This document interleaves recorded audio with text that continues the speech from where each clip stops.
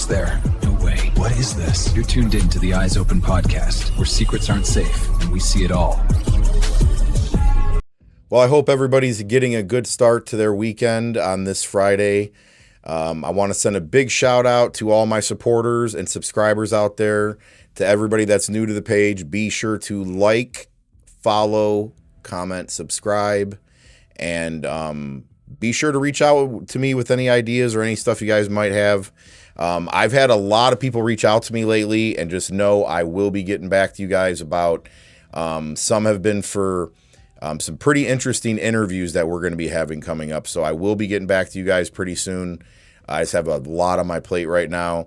And there's also been some recommendations for show ideas. Oh, yeah. That's a big thing to know. If you guys have any type of like news tips, stuff that's going on that you want to send to me, be more than welcome to send it to me.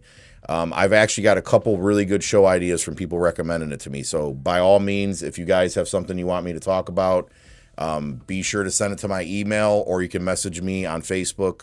Either way, just shoot me a message.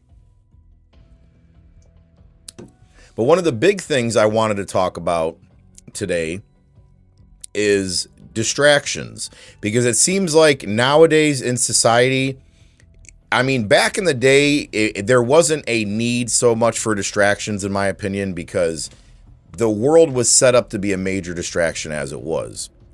We believe celebrities were who they say they were. A lot of people looked at it as a glamorous type of lifestyle, and that these were great, good people. We believed everything was apple pie and baseball games. We believed that our politicians had our best interest in mind. We lined up to vote, hoping we could vote the best person into office. But that's not always, the way things are. And it seems like the layers got pulled back more and more over the ages as things started to happen in the world, I would say. But it's also evil became more prevalent in the world than it ever has. That's why I look at people, it makes no sense to me that they say, oh, they've been talking about the rapture and bad things happening for hundreds of years, or even a millennia, or, for 1,000 years they've been talking about it. And that may be true, but times have never been this perilous. Because, see, we're living in an age where, as the Bible talks about it, there will be an overflowing of knowledge. So essentially, people will know more than they ever even need to know. And see, that was one of the things we did not have back in those days. We didn't have a million distractions and tons of information flowing all the time. I mean, we have right here in the palm of our hand all of the technology, all of the answers to everything, even more so. See, even when we just had Google, we had access to the knowledge of the world. But now, not only do we have access to the knowledge of the world through Google and search engines, we have ChatGPT, we have all these AIs, Grok, we have all these different things that you can go to that not only gives you answers, but does the work for you. And we already know where that route is leading. I mean, it's already showing right in front of our faces. But what I find to be very, very interesting is the fact that there is major distractions in place to keep us from knowing the real narrative of what's going on in the world. And what that is that, in my opinion, the takeover has begun in a very big way, because people are not looking at the real news that needs to be talked about. People see no issue with the fact, or even talk about the fact, that Trump took some of the biggest tech giants over to China with him, along with the heads of the financial industry. I mean, right there alone, for anybody that can put the pieces of the puzzle together, tells you something very big is going on that's going to affect multiple sectors in this world. And it's the sectors that are going to be, reshaping the future as we know it. The financial sector, the tech industry is going to completely dominate the future that we are heading into. Especially with things like they just now got a new Fed chair.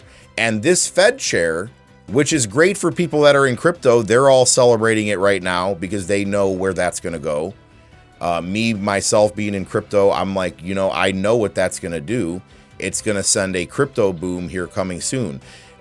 Close to, for example, the crypto boom happened in 2020. And that was during the lockdowns with COVID there as well.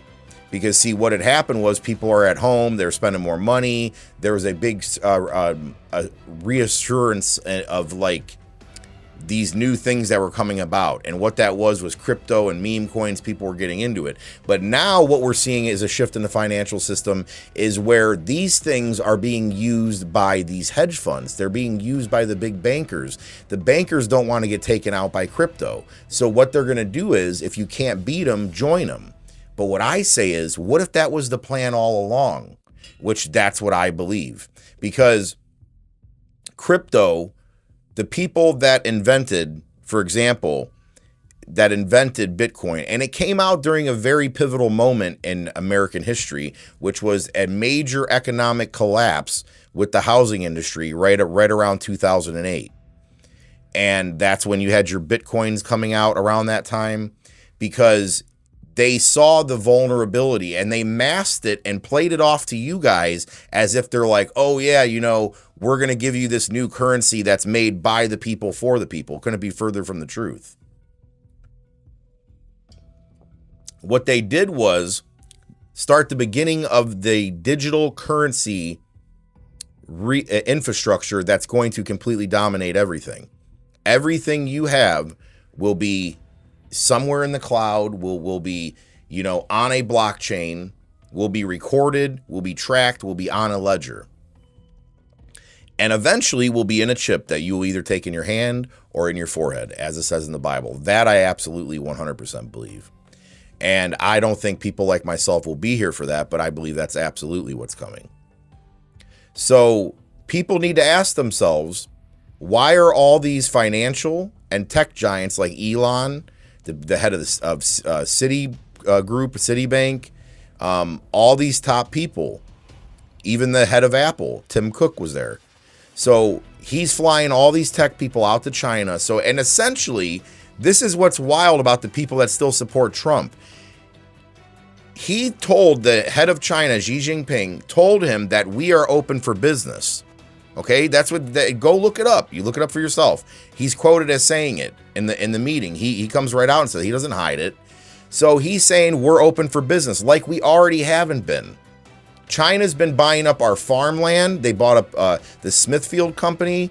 They're buying up our farmland. They're buying land near military installations, which should have been very troubling when that was happening. So there's major things going on like that. Now Trump is just opening the door even more for these people to come in and own a piece of America. Not like China doesn't already own a majority of our debt. But what I'm telling you is, when the system fails, they're going to play it off as if it's something that couldn't be controlled, that they're sorry it happened, the banks collapsed, everything collapsed. We're so sorry that it happened to you guys, but we're going to make this right. Okay, and how we're going to make this right is through our new form of currency, the stable coins, everything that they're pumping out. The Clarity Act is going to be what draws this all into existence. Because for the people that don't understand what the Clarity Act is, that Trump, they're actually meeting, or they met yesterday about it. And they're talking about, before it comes to a vote, before it gets signed into law, they're trying to figure out the rules to the game. That's essentially what the Clarity Act is. Because with crypto, the currency has no guardrails to it, okay? It has no regulation like how the SEC regulates stocks as securities and things like that. There is no regulation when it comes to crypto. And hedge funds and all these billionaires, they don't like that. They know in order to go full mainstream, because see, they tricked you. They tricked you by making you think it was a hidden currency that you guys can all trade amongst yourselves and they can't do nothing about that. Well, that's getting ready to change pretty quickly too.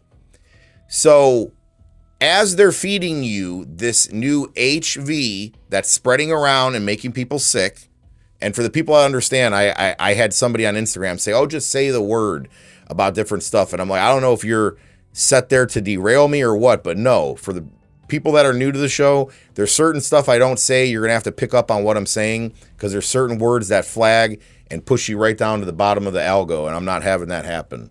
So what I'm saying is this thing that came from a ship that's making everybody sick, that they're telling you now, is absolutely, in my opinion, a distraction from what's really going on. And it's only going to get ramped up. And see, they're very slick about how they do it is they tell you, oh, you know, this new V is nothing to worry about. It's not going to be a problem. It's under control. We're monitoring everybody. And then watch. You'll see what I'm telling you now. I told you guys about Iran and everything that was going on. Now watch what's going to happen. This is absolutely going to become something. Absolutely. It's just like with the sea event is what I call it back in 2020. They told you at the beginning of that it was nothing to worry about. It's not communicable. You have nothing to worry about. It's not passing around to people. And then later on, even like this is an example I'm going to make here in a second.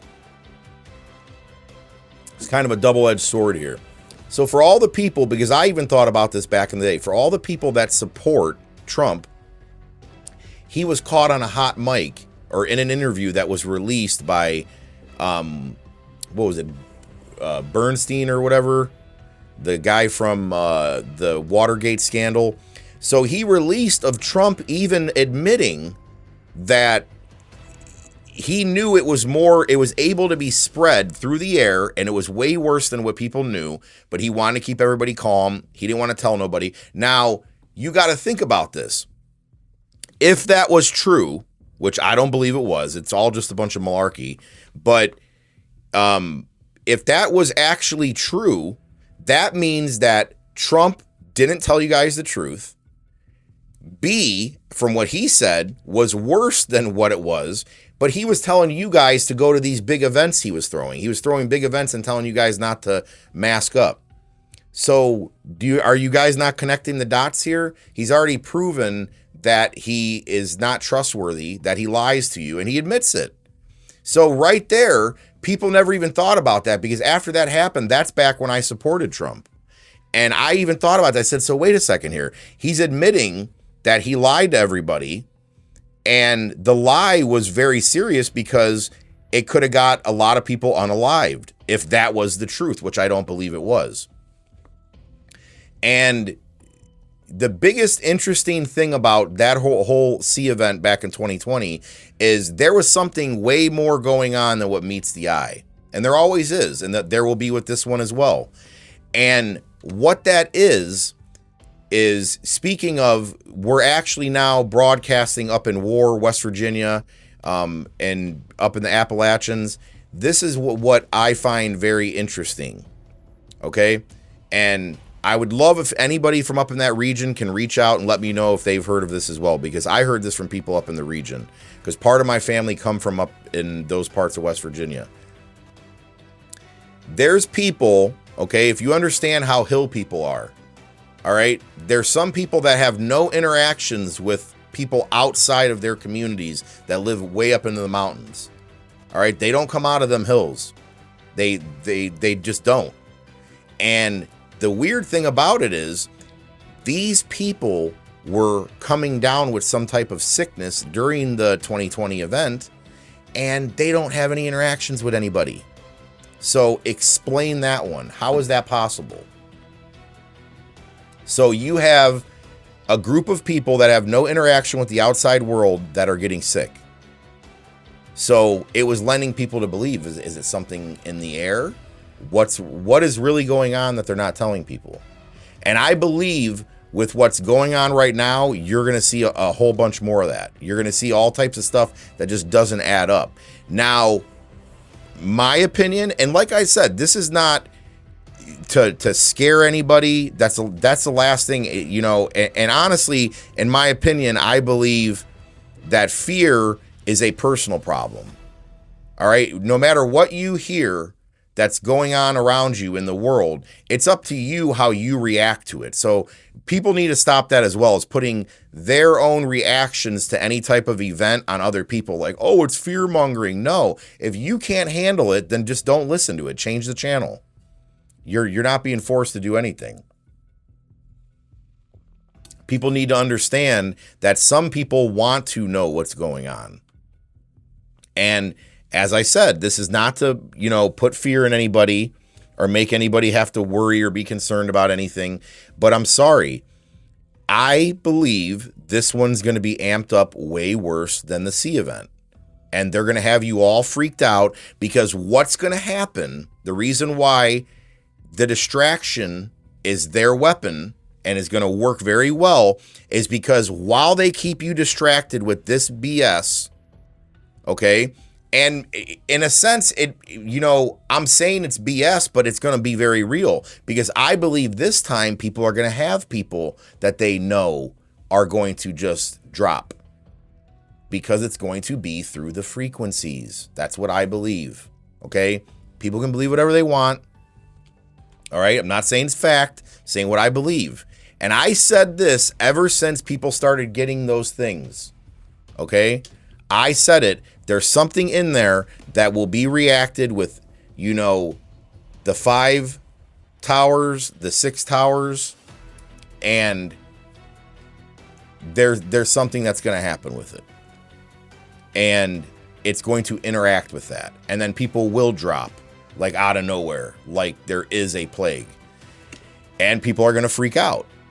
And I believe that while this is going on, and while people are scared to death, because the last thing you're going to be worried about is AI, tech, and all this type of stuff, and the financial system, you're going to be worried about surviving, like even from that alone, but even economically, to even worry about them restructuring everything behind the scenes. Nobody's going to care or be worried about it, because there's going to be too much going on that people have to worry about the here and now. Like, for example, they've effectively made everybody debt slaves to the point, I've heard it time and time again, people will say, I ain't got no time to deal with this or listen to what's going on in the world. I got a job to go to. I got to keep a roof over my head. I got to keep, food on the table. They've effectively made it so hard to survive, even 2 parents working multiple jobs just to get by. They've effectively made it they're so successful in that aspect that people cannot pay attention to what's the real important things that are going on. Which I'm telling you, people are like, oh, I don't care about this and that. I care about the here and now. Well, you have to understand that if you don't care about what's, ahead of you, any real wealthy person or successful person or person who stays ahead of the curve financially, because you say you care about your finances here and now, but if you don't stay ahead of the curve of what's coming, you're going to get wiped out. You're going to get wrecked. So you have to care about what's coming up the road. So effectively, that's what I believe. As they reshape the financial system, as Elon rolls out these bots, and now I heard that the gasoline that they're bringing in is destroying the older vehicles. I says, man, if that is true, this is absolutely genius what they're doing. Because I was thinking, I was like, why not just go get an older vehicle? Okay?